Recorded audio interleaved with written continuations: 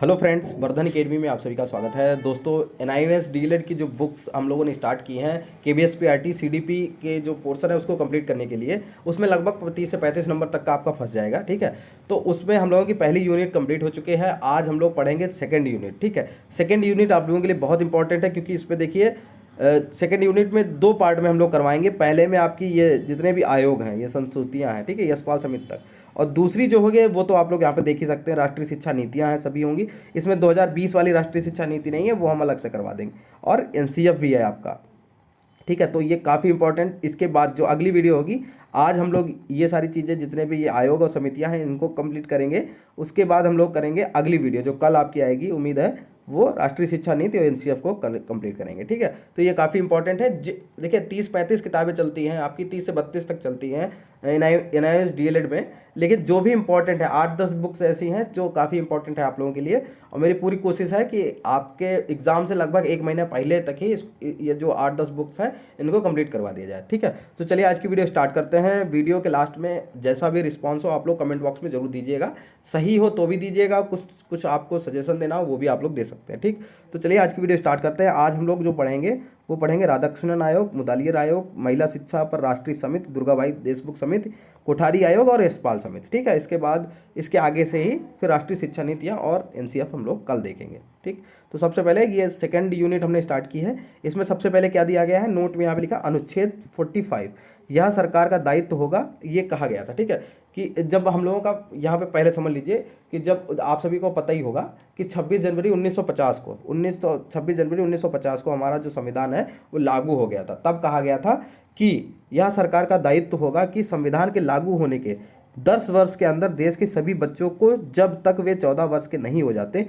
निःशुल्क एवं अनिवार्य शिक्षा प्रदान की जाएगी। ये किसमें है, अनुच्छेद 45 में। ठीक है, अब हम लोग आगे देखते हैं शिक्षा आयोग और समिति। इसमें कौन कौन सी है, राधाकृष्णन आयोग, मुदालियर आयोग, दुर्गाबाई देशमुख आयोग और कोठारी आयोग। आप लोग कॉपी पेन लेके बैठिए डेली की तरह, और जो इंपॉर्टेंट चीज़ें हैं उनको नोट करते चलिए, जिससे आपके इससे भी शॉर्ट नोट्स बन सके, जो चीज़ आपको पढ़नी हो। ठीक है, ये सारे जो आपको सन यहाँ पे लिखे हैं ये सारे लिख लीजिए आप लोग। ठीक है, अब देखते हैं सबसे पहले राधाकृष्णन आयोग। इसमें क्या था, इसमें देखिए 1948 से 49 के बीच में ये आयोग बना था। इसमें लिखा है राधाकृष्णन आयोग वास्तव में विश्वविद्यालय आयोग था, जिसका गठन भारत सरकार ने 1948 में डॉक्टर सर्वपल्ली राधाकृष्णन की अध्यक्षता में किया था, तथा जिसका मुख्य सरोकार विश्वविद्यालय शिक्षा की समस्याओं पर विचार करना था। ठीक है, तो राधाकृष्णन आयोग का जो मेन मकसद था वो क्या था, विश्वविद्यालय शिक्षा की समस्याओं पर विचार करना। महत्वपूर्ण अनुशंसाएं क्या थी, जो इंपॉर्टेंट चीज़ें सिर्फ वही इसमें लिखी गई। इन अनुशंसाओं का संबंध विश्वविद्यालय के संगठन, नियंत्रण, कार्यों तथा कार्यक्षेत्र से था। केंद्रीय तथा राज्य सरकारों के संबंधों, वित्त व प्रवेश संबंधी मानकों को जारी रखने से था। ठीक है, देश में उच्च शिक्षा के समन्वयन के लिए इस आयोग ने विश्वविद्यालय अनुदान आयोग, ग्रांट कमीशन यूजीसी, जो UGC university grant commission UGC आज भी आप लोग सुनते होंगे, यूजीसी की गठन की सिफारिश की थी, जिसकी स्थापना तत्काल कर दी गई। ठीक है, तो विश्वविद्यालय अनुदान आयोग की सिफारिश किसके द्वारा की गई थी, राधाकृष्णन आयोग के द्वारा। ठीक है, अगला है मुदालियर आयोग। ठीक, जो इंपॉर्टेंट चीज़ें हैं उनको आप लोग नोट करते चलिए। मुदालियर आयोग 1952 में आया। अध्यक्ष कौन थे, डॉक्टर लक्ष्मण स्वामी मुदालियर। मुदालियर आयोग वास्तव में माध्यमिक शिक्षा आयोग था, जिसका गठन क्या था, मुदालियर आयोग मतलब माध्यमिक शिक्षा आयोग। ठीक, जिसका गठन भारत सरकार ने सन 1952 में किया था। उद्देश्य क्या था, माध्यमिक शिक्षा की जांच करना था, माध्यमिक शिक्षा के उद्देश्यों, संगठन, इसका प्राथमिक और उच्च शिक्षा से संबंध तथा माध्यमिक शिक्षा के पुनर्गठन तथा संशोधन के लिए उपाय सुझाना था। ठीक, नेक्स्ट है, मुदालियर आयोग ने अध्यापकों की समस्याओं तथा अध्यापक शिक्षा के कार्यक्रमों का विश्लेषण भी किया कि अध्यापक शिक्षा की 2 प्रकार की संस्थाएं होनी चाहिए। किस प्रकार की 2 होनी चाहिए, पहला है एक अलग बोर्ड के अधीन प्राथमिक अध्यापक प्रशिक्षण संस्थाएं, जिसका उद्देश्य उन सभी अभ्यर्थियों को प्रशिक्षित करना था जिन्होंने एसएलसी या फिर मैट्रिकुलेशन या हायर सेकेंडरी कक्षा उत्तीर्ण की हो। यह कार्यक्रम 2 वर्ष का होगा। ठीक है, 2 वर्ष का होगा। फिर है दूसरी क्या थी, माध्यमिक अध्यापक प्रशिक्षण संस्थाएं जो विश्वविद्यालयों से मान्यता प्राप्त तथा संबद्ध होगी और जिनका उद्देश्य स्नातकों को 1 साल की अवधि के लिए प्रशिक्षित करना था। ठीक है, आयोग ने आवासीय सुविधाओं सहित निःशुल्क प्रशिक्षण की जबरदस्त सिफारिश की। मतलब आयोग ने आवासीय सुविधाओं सहित निःशुल्क जो प्रशिक्षण है उसकी जबरदस्त सिफारिश की थी। किसने की थी, यहाँ पर मुदालियर आयोग ने। ठीक है, नेक्स्ट है अब महिला शिक्षा पर राष्ट्रीय समिति, मतलब दुर्गाबाई देशमुख समिति। ये कब आया था? 1958 में। ठीक है, इसमें क्या था? भारत सरकार ने मई 1958 में महिलाओं की शिक्षा पर एक राष्ट्रीय समिति का गठन किया, जिसकी अध्यक्षा श्रीमती दुर्गाबाई देशमुख को बनाया गया था। ठीक है, तो ये जो महिला शिक्षा पर जो राष्ट्रीय समिति मतलब दुर्गाबाई देशमुख समिति थी, ठीक है, इसमें क्या, ये एकदम से नहीं आ गया। इसके लिए 1957 में, पहले 1957 में क्या हुआ था कि जो विभिन्न राज्यों के शिक्षा मंत्रियों का एक सम्मेलन हुआ था, ठीक है, उसमें यह सुझाव दिया गया था कि महिलाओं की शिक्षा से जुड़े संपूर्ण प्रश्न की जांच करने के लिए एक विशेष समिति बनाई जाए। ठीक है, फिर उसी के द्वारा यहाँ पर महिला शिक्षा पर राष्ट्रीय समिति ये बनाई गई 1958 में। ठीक, इस समिति ने अपनी रिपोर्ट में जो सन 1958 में प्रकाशित हुई अनुशंसा की कि लड़के और लड़कियों की शिक्षा में समानता लाने को उच्चतम प्राथमिकता दी जानी चाहिए। इस समिति ने मिडिल स्कूल स्तर पर सहशिक्षा की सिफारिश की, परंतु हाई स्कूल स्तर पर लड़कियों के लिए अलग विश्वविद्यालय की प्रस्तुत की, जहां इनके लिए विविध पाठ्य चर्चाओं का प्रावधान हो। ठीक, विविध पाठ्य चर्चाओं का प्रावधान हो। इस समिति ने माताओं, क्रेच मतलब होता है, क्रेच का मतलब होता है, क्रेच लिखा है, ठीक, क्रेच का मतलब होता है शिशु सदन। ठीक है, महिला अध्यापकों के प्रशिक्षण तथा प्रौढ़ महिलाओं के लिए रोजगारी सुविधाओं की भी बात कही थी। ये किसने की थी? दुर्गाबाई देशमुख समिति के द्वारा। फिर है कोठारी आयोग 1964-66। सन 1964 में भारत सरकार ने डॉक्टर DS कोठारी की अध्यक्षता में शिक्षा आयोग का गठन किया, जिसका उद्देश्य शिक्षा के विकास में सभी स्तरों व पक्षों के लिए सामान्य सिद्धांत व नीतियां तथा शिक्षा की राष्ट्रीय रूपरेखा पर सरकार को सलाह देना था। ठीक है, फिर है आयोग की नज़र में शिक्षा सामाजिक पुनर्निर्माण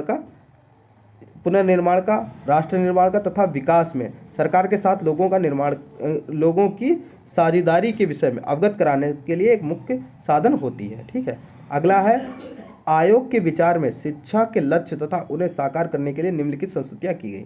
पहला था उत्पादकता वृद्धि के लिए शिक्षा, फिर है आधुनिकीकरण की प्रक्रिया को त्वरित करने के लिए शिक्षा, फिर है सामाजिक तथा राष्ट्रीय एकता के प्रोत्साहन के लिए शिक्षा, फिर है राष्ट्रीय मूल्य के अंतर्वेशन इंक्लूजन के लिए शिक्षा होगा। कोठारी आयोग रिपोर्ट भारतीय शिक्षा की एक पांडित्यपूर्ण समीक्षा है। इस आयोग ने सामूहिक विद्यालय प्रणाली को कार्यान्वित करने के लिए कुछ आवश्यक उपाय सुझाए जो नीचे दिए जा रहे हैं। ठीक है, यही वाले, ठीक है, ये जो हेडिंग्स हैं इन्हीं को सही तरीके से इसमें बताया गया कि इसका अर्थ क्या है। उत्पादकता वृद्धि के लिए शिक्षा मतलब है विज्ञान को शिक्षा और संस्कृति का मुख्य घटक बनाना।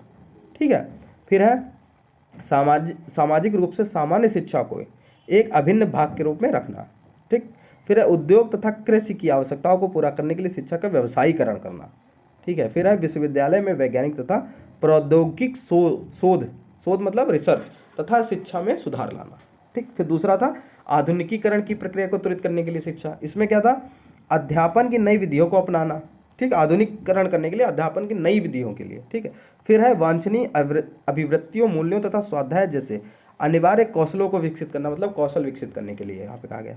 समाज के सभी वर्गों के व्यक्तियों को शिक्षित करना और देश में उत्कृष्टता युक्त विश्वविद्यालय की स्थापना करना। थर्ड था सामाजिक तथा राष्ट्रीय एकता के प्रोत्साहन के लिए शिक्षा। इसमें क्या था? सार्वजनिक शिक्षा की सामूहिक विद्यालय प्रणाली लागू करना। फिर है सभी आधुनिक भारतीय भाषाओं का विकास, हिंदी को तेजी से समृद्ध करने के प्रयास, विद्यार्थियों को सामुदायिक जीवन में भागीदारी के लिए प्रोत्साहित करना तथा सक्षम बनाना। ठीक, और लास्ट ये है, इसमें है राष्ट्रीय मूल्य के अंतर्वेशन मतलब इंक्लूजन के लिए शिक्षा। क्या था? नैतिक, सामाजिक तथा आध्यात्मिक मूल्य को सन्निविष्ट करना। ठीक है, फिर ऐसी पाठ्यचर्चा का निर्माण करना जिसमें विश्व के सभी धर्मों के विषय में जानकारी हो। मौन ध्यान के लिए विद्यार्थियों को समूह में बैठने के लिए प्रोत्साहित करना और विद्यार्थियों के सक्षम सामाजिक न्याय व समाज सेवा के उच्च आदर्श प्रस्तुत करना। ठीक, ये सारी इसमें थी। अब नेक्स्ट है, अब अगली मतलब जो बात लिखी है इसमें वो है निःशुल्क प्राथमिक शिक्षा देने का प्रावधान है इस आयोग ने। ठीक है, इस आयोग ने सामूहिक विद्यालय प्रणाली को यहाँ से है, ठीक है, यहाँ से इस आयोग ने सामूहिक विद्यालय प्रणाली को कार्यान्वित करने के लिए कुछ आवश्यक उपाय सुझाए जो नीचे दिए जा रहे हैं। ठीक है, सामूहिक विद्यालय प्रणाली को कार्यान्वित करने के लिए जो, ठीक है, उसके लिए क्या कहा? गुणवत्ता शिक्षा देने के लिए अपेक्षित आधारित ढांचा निर्मित करने के लिए प्रारंभिक शिक्षा वर्धित राष्ट्रीय लागत का प्रावधान करना, जिससे सरकारी, स्थानीय तथा सहायता प्राप्त विद्यालयों को सही रूप से नेबरहुड या प्रतिवासी विद्यालयों में रूपांतरित किया जा सके। फिर है प्राथमिक स्तर पर मातृभाषा के माध्यम से सभी की निःशुल्क शिक्षा, माध्यमिक स्तर पर क्षेत्रीय भाषाओं में शिक्षा देना और यदि कोई सहायता प्राप्त विद्यालय मातृभाषा अथवा क्षेत्रीय भाषा के अतिरिक्त किसी अन्य भाषा में शिक्षा देता पाया जाए तो उसकी राजकीय सहायता बंद कर देना। ठीक है, बड़ा कठोर यहाँ पे नियम बताया गया है। फिर है सामूहिक विद्यालय प्रणाली को 10 वर्ष की अवधि में पाक्षिक रूप से लागू करना और प्रारंभिक चयन प्रक्रियाओं, ट्यूशन शुल्क, कैपिटेशन शुल्क आदि समस्याओं से निपटने के लिए अनिवार्य न्यूनतम कानून बनाना। फिर है गुणवत्ता अध्यापक शिक्षा निम्नलिखित के माध्यम से, ये क्या है, मूल अवधारणा को समझने के लिए विषय वस्तु पाठ्यक्रम, सामान्य व्यावसायिक शिक्षा के लिए समेकित पाठ्यक्रम, पुनश्चर्चा व्यावसायिक अध्ययन पर शोध करना, आयोग और मूल्यांकन की प्रभावी विधियाँ। इसके अलावा इंटर्नशिप कार्यक्रम के एक भाग के रूप में अध्यापन अभ्यास।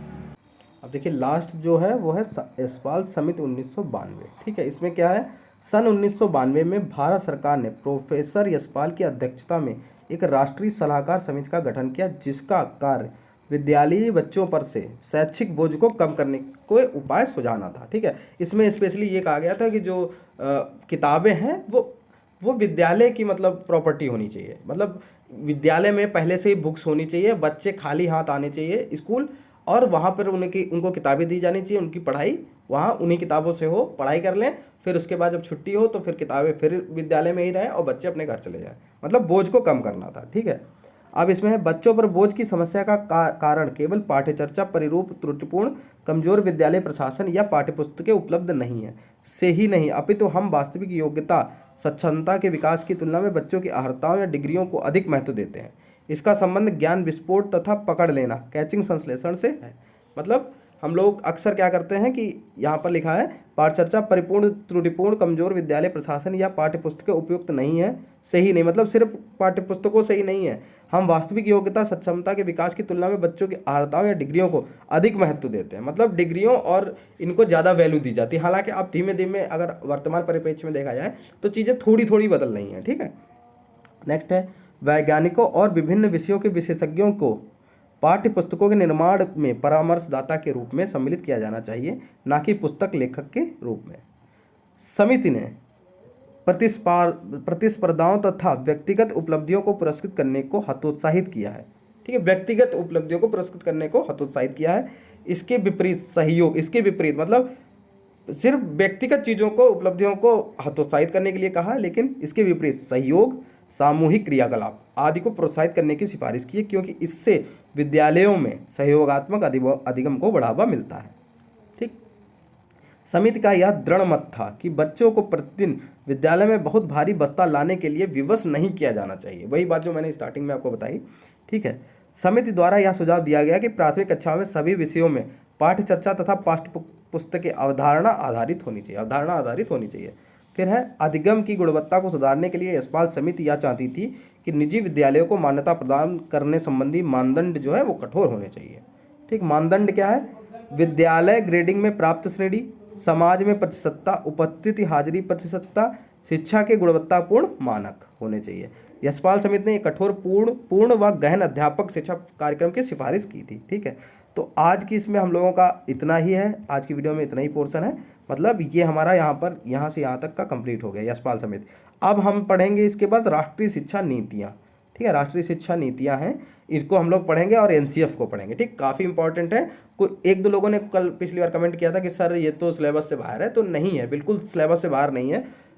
501 से लेकर 510 तक की बुक्स इसमें चलती हैं और सारी नहीं करवाई जाएंगी। एक तो 501 आपकी कंप्लीट हो जाएगी, 502 हो जाएगी, इसके बाद सीधे 506 और 507, ये आपके लिए बहुत इंपॉर्टेंट है, इन्हीं को कंप्लीट करवाया जाएगा, सारी किताबें नहीं। ठीक है, अब कुछ चीज़ें हैं जैसे राष्ट्रीय शिक्षा नीति पढ़ाना, तो इससे पहले का भी थोड़ा पता होना चाहिए आपको। ठीक, तो दोस्तों उम्मीद है आप लोगों को वीडियो अच्छी लगी होगी, और जैसा भी आपको लगा हो आप लोग कमेंट बॉक्स में जरूर कहिएगा, और इसके अलावा आपके मन में कोई सवाल हो वो भी आप लोग पूछ सकते हैं। आज की वीडियो देखने के लिए धन्यवाद।